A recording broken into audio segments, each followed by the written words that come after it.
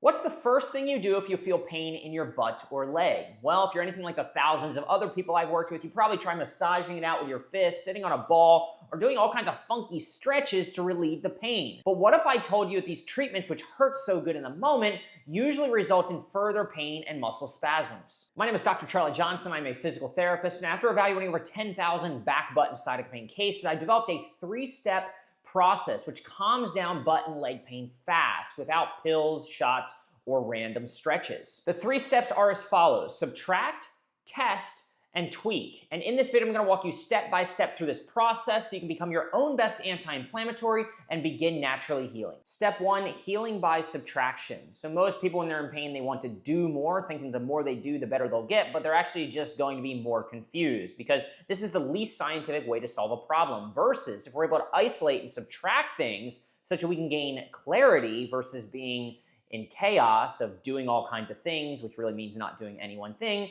then you'll be better off because of it. There's two parts to subtraction. Number one, calming muddy waters and not poking the angry bear. Let's discuss each of these. So for the next 7 to 10 days, what I want you to do is I want you to stop all treatments aimed at fixing your specific pain in the back, butt, or leg. Now, to a lot of people, this seems very foreign because, again, the first thing we want to do is to do more. But the more we do, the less scientific we become, and oftentimes the more we poke the angry bear. That's the second part that we'll talk about in a moment. So, calming muddy waters, this does not mean be inactive. It means remain as active as possible, but no more foam rolling, no more going to the chiropractor, no more doing all types of different stretches, no more getting shots or acupuncture or different things like that, which are aimed to, quote unquote, figure out and or fix this problem. Because what happens is that you start to either structurally irritate the back, butt, piriformis, or leg, the sciatic nerve, because you're so frantically trying to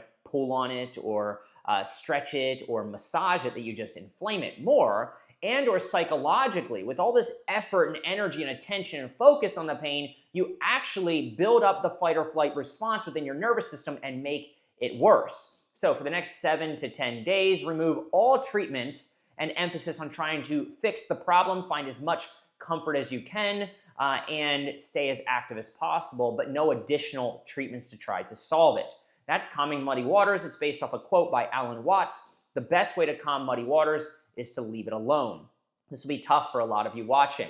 And the second part of healing by subtraction is not poking the angry bear. So imagine there was a bear right outside. The last thing I would want to do is go up to it and poke it, punch it, or provoke it. But it's often the first thing we do when we have a pain in the butt. Think of it like this though. If you had a pain somewhere else, maybe you had a bruise on your shoulder, would you advise repetitively punching it, using a massage gun, leaning against the corner of a cabinet or a countertop, hoping that would make it heal faster and your bruise would go away more quickly? Would you try to stab it with needles? Would you try to stretch it? The answer would be no. Well, then why is the first thing we aim to do when we have a pain in the butt or a sensitive sciatic nerve is to do just those things? So don't do that.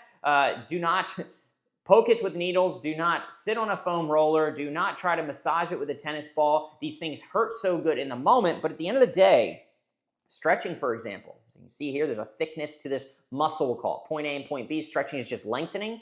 As I lengthen it, what do? I make it more narrow. I make it skinnier. As I sit on a tennis ball, if this were a muscle, or as I dig my thumb or elbow into it, I'm squeezing it.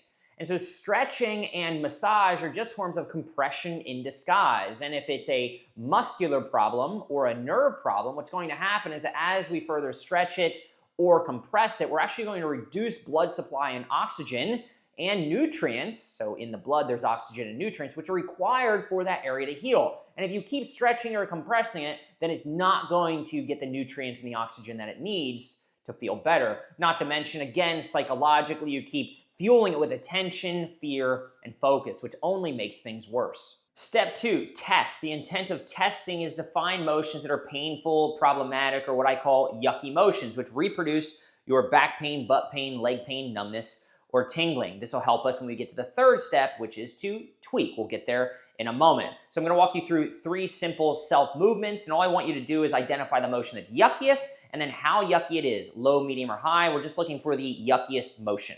So the first motion that is often painful or problematic is a standing back bend. I'm going to walk you through 3 different kind of variations of this back bend to make sure we don't miss any of the tissues which might be irritated by the backwards bending motion. So first back bend is a standing center back bend, feet shoulder width apart, hands on your hips, just bend straight backwards. Is it yucky? If so, how yucky? Low, medium, or high? Now what I want you to do is I want you to perform a rotation extension test. In other words, we're going to rotate, kind of a 2-part test, and bend straight backwards. Is that painful or problematic? Meaning, is it yucky? If so, how much? Now, twist to the left, bend straight backwards. Record if it's yucky and how much.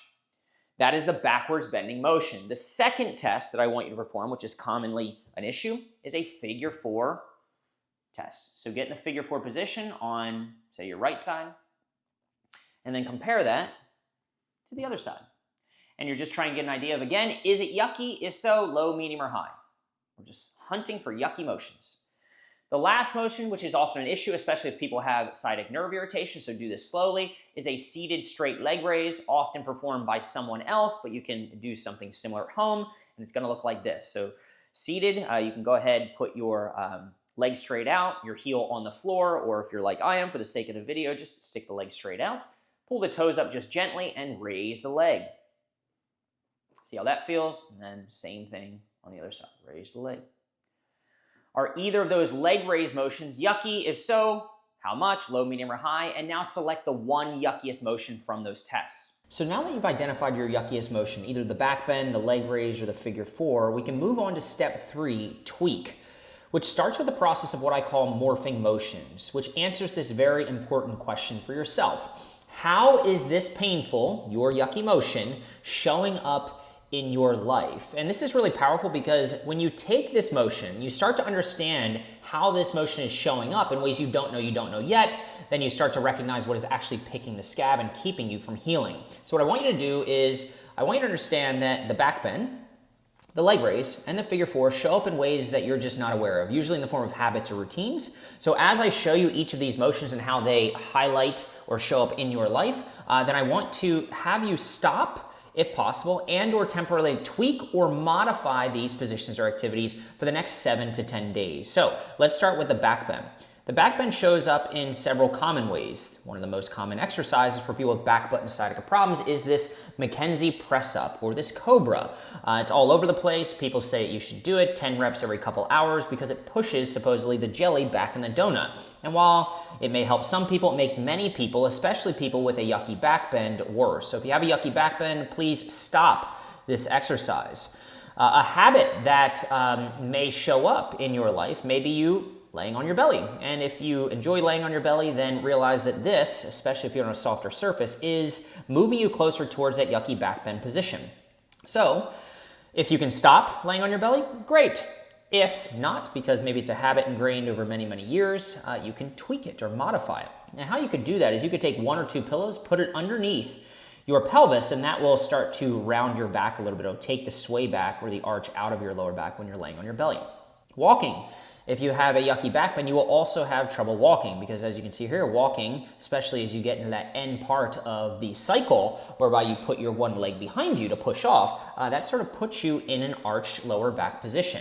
Now, you can't stop walking in most cases, so let's tweak it or modify it. One thing I would recommend is that you try tucking your pelvis and or flattening your lower back. So going into what we call a posterior pelvic tilt. I've actually linked here in a moment, I'll link to a video that I created that talks about different walking tweaks which cover how you can change walking to reduce your symptoms and move yourself further from a yucky back bend. So we're going to want to change how we walk.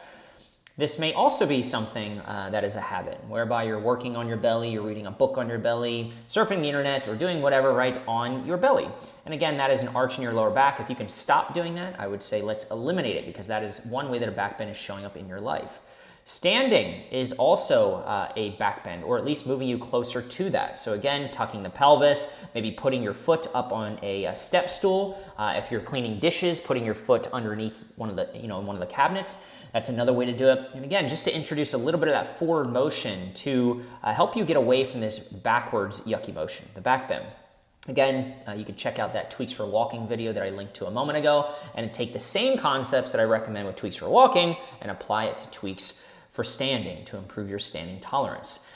Next, one of the last things that you want to consider is that most people with back pain have been led to believe that they should sit up tall, they should have good posture, but there is no such thing as a good posture. The best posture is the next posture. In fact, sitting up tall with a good posture will actually make you worse if you have a yucky back bend, because as you can see, that increases the arch in your lower back. So if you're currently sitting up tall because that's what you've been told you should do, and or you're sitting with a big towel roll behind your back and it's pushing you into that lower back arch position, then you're gonna wanna cut that out because that is moving you closer towards your yucky back bend. Instead, go ahead, slouch, allow yourself to round the back, and then just relax your back against the chair, and then scoot your chair in and move into your work. All right, so hopefully that makes sense. So these are just a few of the ways that a yucky back bend will show up in your life that you either want to stop or tweak to find more comfort.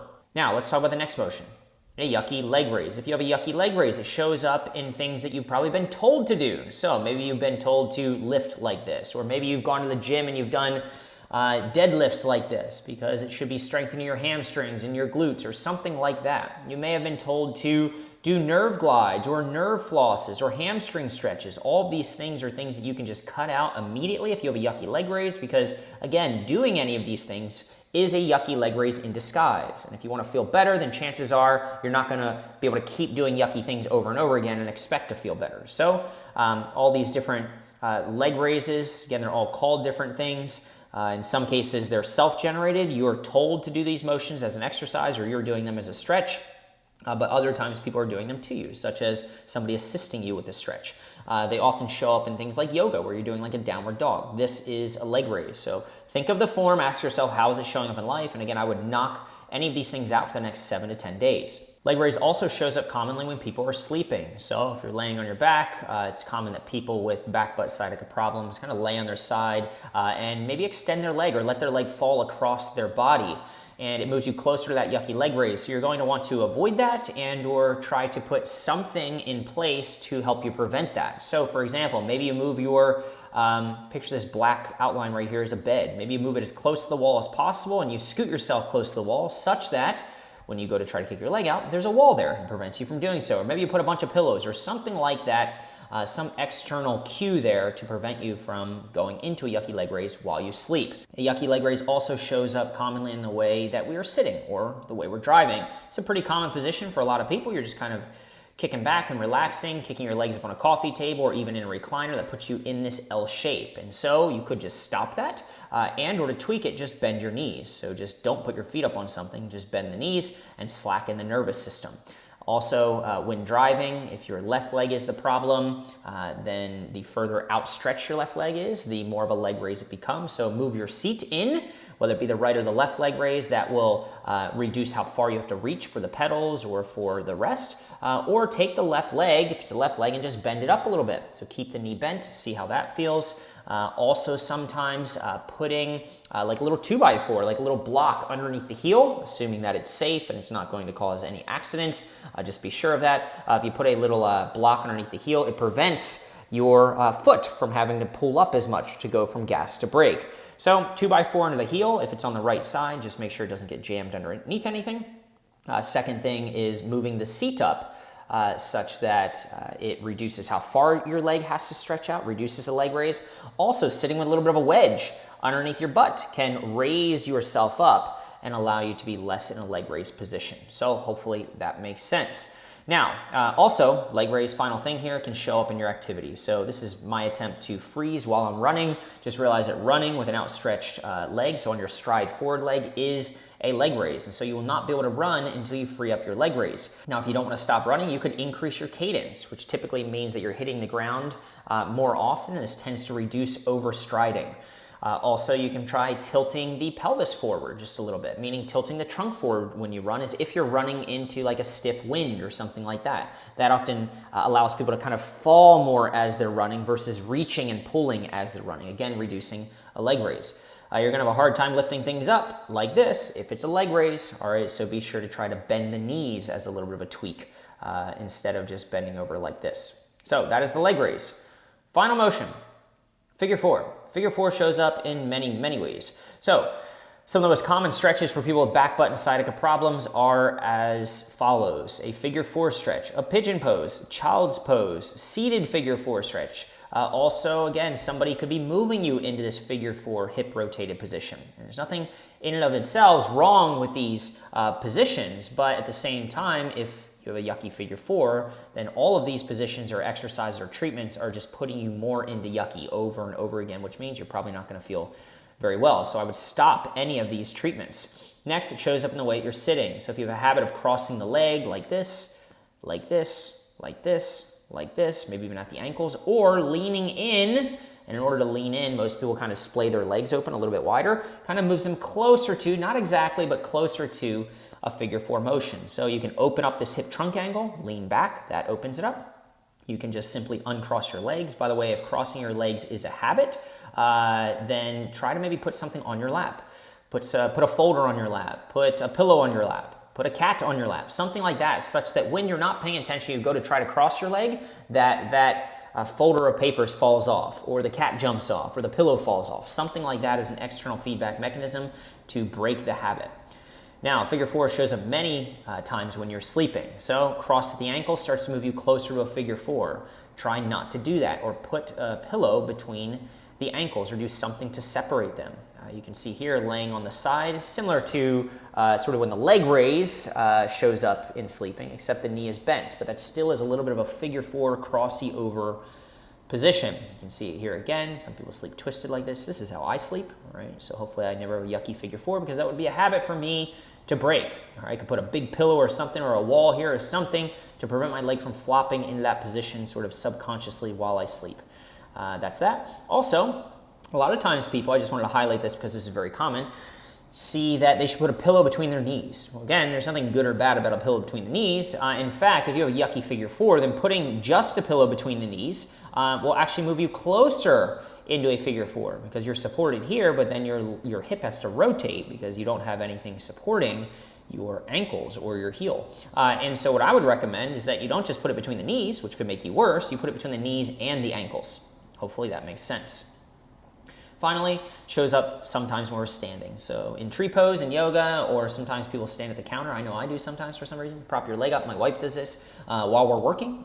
And the next way that it happens is when we're standing there, kind of side shifted. So it's easy when your feet are together to kind of do, a little bit of a weight shift one side or the other, whereby your pelvis drops and starts to get that leg that you're load bearing on crossed into the midline, which moves you closer to that figure 4 cross-legged position. One little tweak for this is to stand with your feet much wider apart. So take a wide stance. It may seem a little strange, but it often allows people to perform less obvious weight shifting.